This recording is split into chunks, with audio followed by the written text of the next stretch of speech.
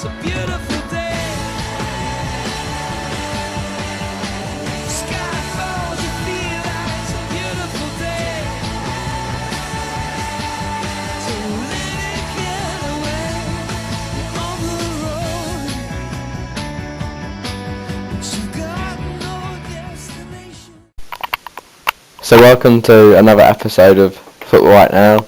This episode will be basically review the Norwich versus Southampton game that took place this afternoon, and I will give our views on the match. I was at the game, and Will was watching it on the stream. Sadly, I couldn't attend, so I had to watch it on a stream. But because there was difficulties with the stream, I only saw the first half, so I missed the goal, so I can't really comment.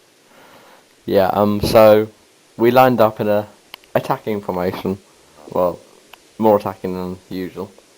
It was Ruddy in goal, and then Whittaker, Basong, Turner, Garrido at the back. Snodgrass and Redmond on either wing, with Fair and Johnson in the middle, with Elmander slightly behind the Wolf. Then Southampton obviously had their new signing, Danny Osvaldo behind Ricky Lambert, so two really good strikers. Redmond Actually, to speak about the formation, when they released it on Twitter, yeah. I genuinely felt pleased with the formation that he'd gone for, because I don't know, it just seemed more attacking than the ones we normally have, and I was happy to see obviously Elmander start, which was positive. But the only problem that I did have was that Olsen didn't start and wasn't on the bench. Yeah, Olsen wasn't actually injured. He was just like Hooten said that it shows how like big our squad is that Olsen wasn't in it. But I think Olsen is one of better than Garrido, and I think he's also a really good attacking threat as well. Yeah, I didn't know why Hooten didn't give him the start today, because he scored, which obviously is going to boost his morale. He started Elmander, who scored, and obviously Martin Olsen being new is going to carry a lot of momentum into this game, and I think that he could have had, I was not saying we played poorly today, because I don't think Garrido had too bad of a game. No, but obviously Garrido is much more defensive. Yeah. And with the likes of Lallana and I think it was Ward-Prowse on the other wing, they're really, really quick, really, really young players, and I think Lallana was their best player until he got taken off. And if it had been Olsen, I think Olsen would have attacked too much and just let Lallana break on the counter too easily, and that might have caught us out. So I think against Southampton, it's a very, let's say, wise decision to play Garrido. Because, okay, if you're against, say, Fulham or someone who doesn't have that pacey winger, then it's fine. But if you've got someone who's got a really pacey winger like Lallana, I think it's better to play a more defensive-minded fullback. Yeah. So that's probably his decision behind that. And then Russell Martin didn't start either, so... Yeah, well, when I saw that, I was surprised, but, I wasn't overly shocked, if you get me. Yeah, I suppose Whittaker started off well. Yeah, obviously he was on the bench, wasn't he, Martin? Yeah. Yeah, did he get subbed on or not? I didn't see. No, we made one sub. We put Howson on for Elmander, that was the only change. Oh, okay. Obviously Houghton's thinking that Whittaker is showing a lot of potential in his game at the moment then, which is a good sign, to show that we're not just relying on Martin all the time. Exactly, because obviously Russell Martin's been at this club since the League One campaign. Yeah. And when we got him in, I wasn't too sure about him. He had been at Peterborough and didn't really play a lot there. So when we signed him, because obviously Lambert knew him from his... I think Lambert managed him at Wickham or someone. That's why he brought him in. And, he was good, I thought, but he's really improved, Russell Martin. But I think Whittaker's a really strong fullback too, so it's going to be exciting to see who going to start more games. Cause I understand. Obviously, everyone needs to rest once in a while, and I think that Martin has been playing non-stop, for our club, and obviously I think it's good for him just to, not risk him getting injured or too tired, so I reckon he just rested him strategically. So yeah, that's my personal opinion. But obviously there are lots of competition for places, so you got Pilkington and Redmond may be competing for a place on the wing. But there are a few players I think have got like a secured first team spot, if you say. I think Johnson probably is assured of starting every game. Fair as well.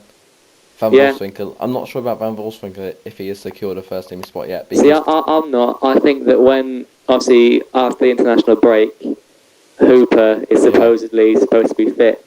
If so, I'd be worried because Hooper's only bruised his chin. And so I think Johnson and Fair are probably two of the first names. Also Basong and Ruddy, but that's about it in terms of solid first team players.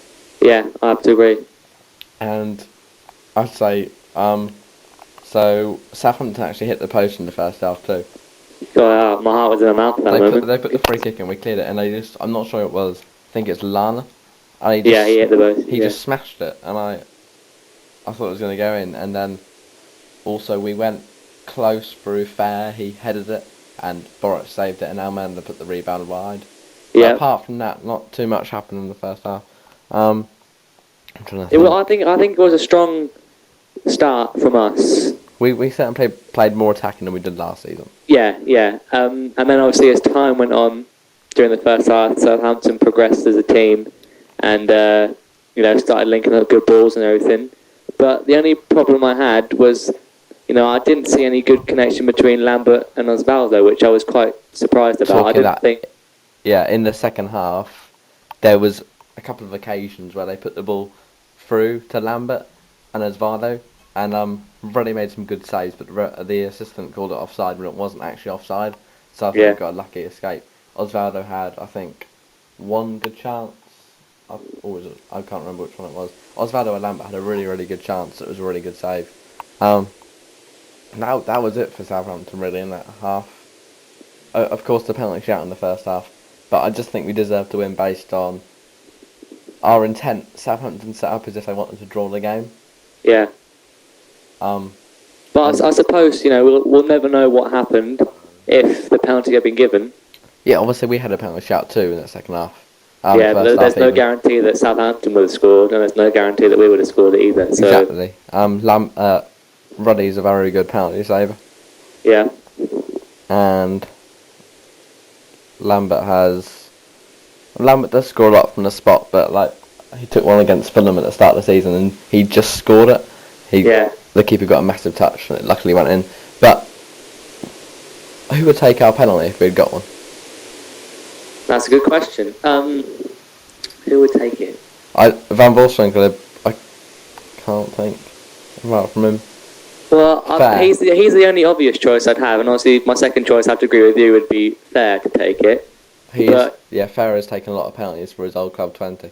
But I think that it would, at the end of the day, Houghton would, say to Ricky to take it, or I think that Ricky would take the penalties, personally. Yeah, so it was coming up to 60 minutes, I think, when they took Lallana off the Rodriguez, and that's when the game started to change. There were less balls through to the strikers. Yeah. And it was more all Norwich then. I'm not sure if it said that on Gillette Soccer Saturday. But well, they were saying basically that it was a game where we had a good spell, they had a good spell, we had a good spell. It was just in and out of possession, end to end all the time. Yeah. And then I think it was 72nd minute. Redmond picked up. Actually, it was Fair who did a crossfield ball to Redmond, and nothing seemed on because Snodgrass had an awful game on that right wing, and Snodgrass, I didn't want him to get the ball because every time Snodgrass got the ball, he just crossed it out of play, and it's not like Snodgrass because he is the best crosser on our team. Yeah. So when Redmond got the ball, I was like, please don't pass it to Snodgrass because that would ruin our attack. Yeah. But then he cut inside, and no one thought he was going to shoot, but he just smashed it, and it caught the Southampton keeper out and went in the bottom left corner. Yeah, was it a good goal? It was. It was better than Whittaker's goal, I think, because it wasn't predictable at all. He just took on a couple of players and smashed it. Well, from what I saw from the first half, if anyone on that pitch deserved to get a goal, then it was Nathan Redmond. Yeah. Because he was just seemed to be everywhere. He was just like this bundle of energy that just chased the ball, always wanted to get on it, found space, and he wasn't afraid to take people on, which is good. And I sort of think that Snodgrass was trying to copy Redmond a bit. Really frustrating too. Snodgrass just picked up the ball, was trying to take them all on, and he couldn't do it. But with Redmond, he just time and time again, he always get past his players.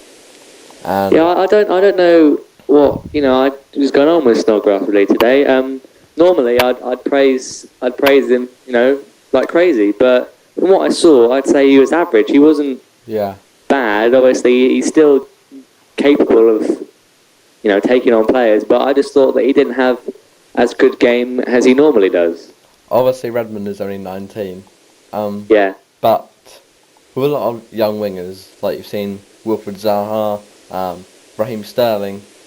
Like Sterling started off at Liverpool last season, he was doing really well, and he just fell out of the first team picture, sort of. But with Redmond, I don't think that will happen because he's got a great attacking game, but he also tracks back and defends really well. yeah, And for a 19-year-old to be able to do that already, showing obviously we've got the Murphy twins in our youth squad. They're 1 year younger. It Yeah, shows how yeah. good Redmond is because we know the Murphy twins are very skillful. But Redmond, he's like a Murphy twin, but defends. And is better at taking, and it has a better final product. So, yeah. I think we are very lucky at Norwich to have a player like Nathan Redmond on our team. yeah, Being the age he is and being so good, and playing regularly in the first team, it says all about what kind of a person he is and how much of a developed player he is, especially Exactly. at the age of 19. he's played I think it's 100 plus appearances for Birmingham before Yeah. he came here. Certainly somewhere around that because he had 2 full seasons there. But he cost us 3.2 million. And when you think about how much the likes of Zaha cost, Yeah. Man United 15 million for Wilfred Zaha, I'd rather have Redmond any day of the week. Right, yeah, right in this present moment of time, obviously I haven't seen much of Zaha, that they're able to evaluate him, but obviously I've seen Redmond play quite a few times now, and I am very impressed at, what he can do. So obviously I think it's going to be an exciting season for him. But it's going to be hard to keep hold of him because it's rare to get such a raw English talent nowadays. So there will be clubs. I guess there will be clubs coming in for Redmond next summer. But, Maybe even January. you have to think, if he has a good season, that's going to increase his value. But the kind So of team I can see even him if he going does to. go, I'm sure we'll get enough money to fund a replacement for him. Not saying that Redmond would want to leave, but we never know. It's only early days of the season. This could just be him, just having a good Yeah. spell, and then during the middle of the season he might just drop. We don't know yet. I think a big factor of him joining the team was because of Hooten. Yeah. Also, with Redmond, I think when you look at a top club, I think he's a sort of player that Liverpool. He's a Liverpool kind of player. Like you wouldn't see. I don't think Chelsea would buy him No. ever because they're obviously more centered around the Hazards, the Matters, but I think if any team were to go in for Redmond, it would be Liverpool or Man City maybe. But obviously, I wouldn't say Man City. Man City would ruin him because what they did with Scott Sinclair is just. Ugh. Yeah, but I'd go Liverpool if any team was Yeah. going to buy him. Yeah. Obviously, Norwich have had a few good wingers over the years. Huckabee, Yeah. the main one. I wonder if he would be better than Huckabee. Well, that is a big question. Darren Huckabee is a Norwich legend, and I don't think personally right now you can No, I'm not possibly going to ask compare that. them right now. You can't ask that question. Obviously in my mind, like you say, Darren Huckabee is probably one of the greatest wingers that we had at Norwich City. Yeah, he probably is the best apart. Yeah, yeah. Darren But Egan, to oppose that question so early on in his Norwich career is quite a big thing to do. Big So statement, obviously yeah. I'm not going to answer it right now. So And obviously Huckabee was purchased more towards the end of his career at Norwich. yeah, And he only had 5. I think it's 5 seasons.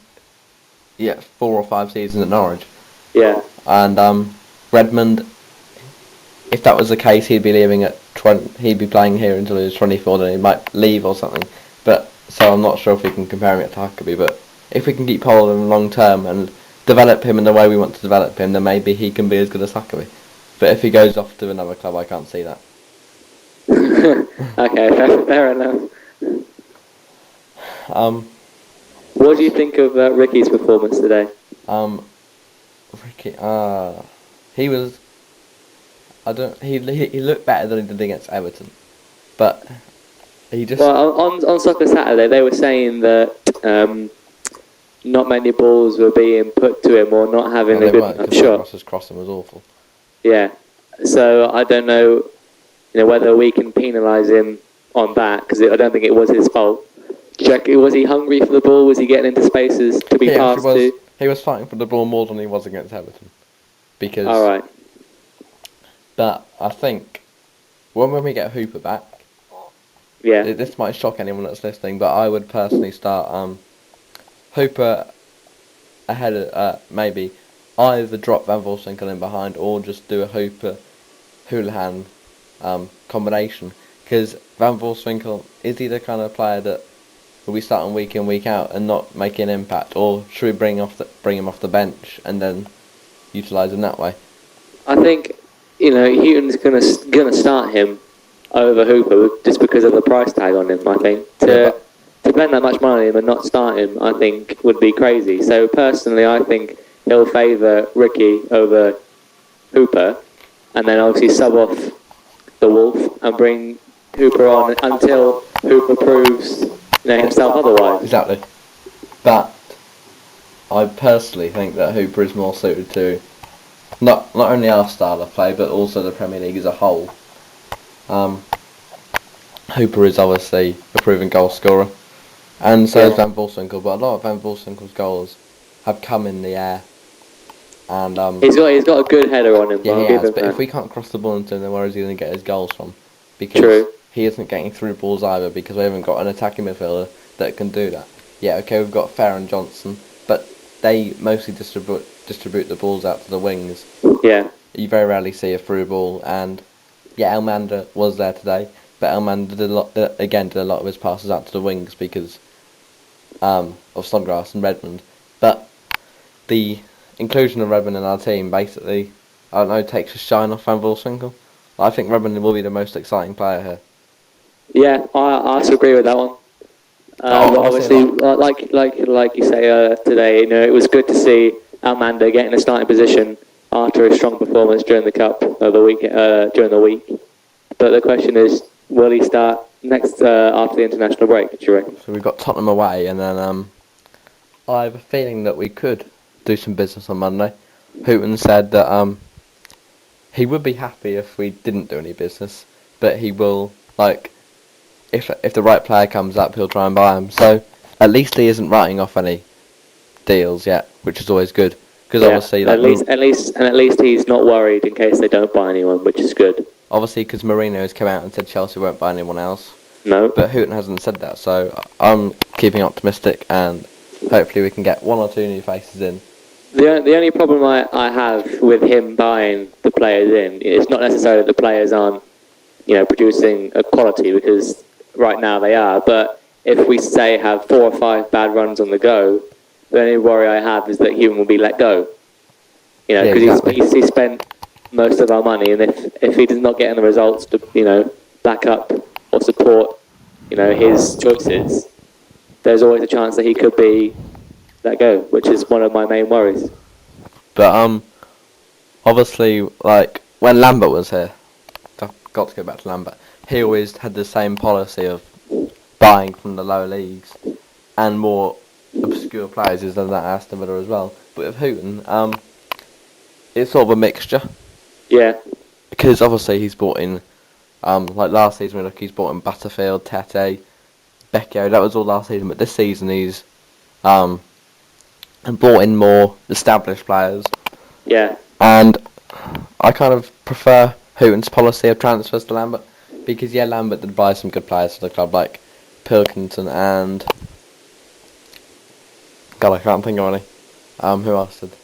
Pilkington and Ryan Bennett Yeah. and players like that. But he also brought in like Fox, Crofts, and players that have just done well under Lambert, but just haven't played under Houghton. But I think That's just, they're both those managerial styles of play, really, yeah, I suppose. but I think the ones that Houghton have bought would play under any future manager. Say Yeah. They're all-round players, I suppose. They can adapt to any formation or any particular way they're told to play. So Well- I'm not worried that if we got a new manager, but obviously I do like Chris Hughton. yeah, I do. Personally. Like he's done nothing wrong, has he? No, Obviously, we lost last week to Hull, and as per, you get all these die-hard Norwich fans hashtagging Hughton out. yeah, okay. And I just couldn't understand. This manager has kept us up. He's not put a foot wrong. All right, we lost the whole city. We shouldn't have. Good. Let's move on.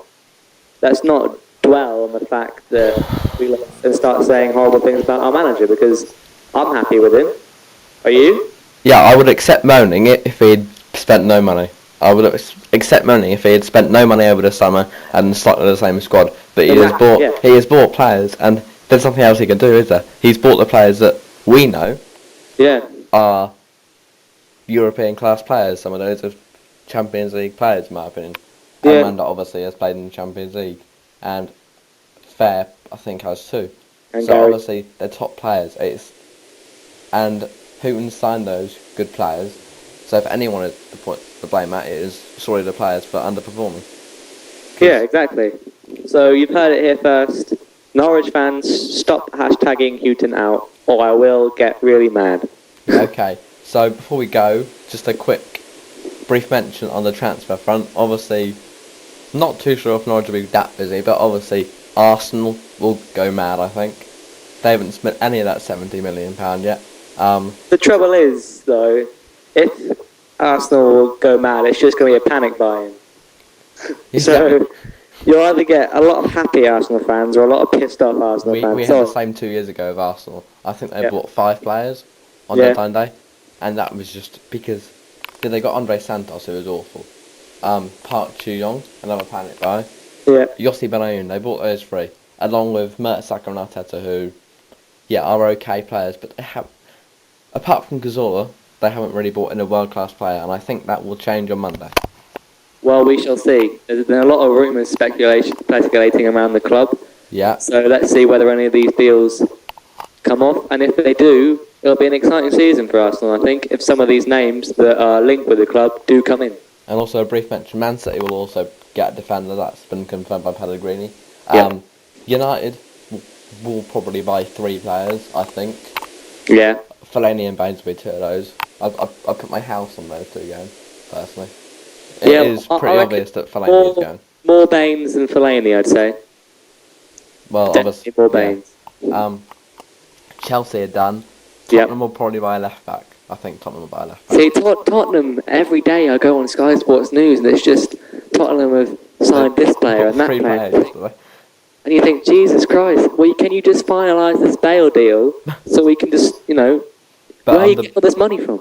The Bale deal is put on hold so Arsenal can't buy a Madrid player. I think that's the thinking behind Tottenham's decision. They want to put the Bale deal on hold so Madrid don't want to sell their wingers to Arsenal. That's clever. Liverpool will buy 4 players, I think. Yeah. And there's Crystal Palace. I've heard they're interested in about 5 players. I think Sunderland are done. Sunderland, I think they got Key Sung today, so that's their final signing. I think that's 12 players now. All the other teams needed bits and pieces like Stoke, Swansea, West Brom. So we haven't really heard much from Stoke or Swansea in the transfer window, so I reckon Monday will be the day where all their deals are mainly done. Yeah, and we'll cover all those deals on a live Google Plus Hangout. We will be live, so if we mess up, then that's going to be funny. I'd say we probably do like an update in the morning, an update in the afternoon, then an evening update at 10:30 when it all gets busy. Because obviously there's so much going on. Yeah. And so that is our review of the Norwich game. with some other snippets in there too. Yeah. And yeah, that's episode 2. So thanks for watching. Thank you. Bye.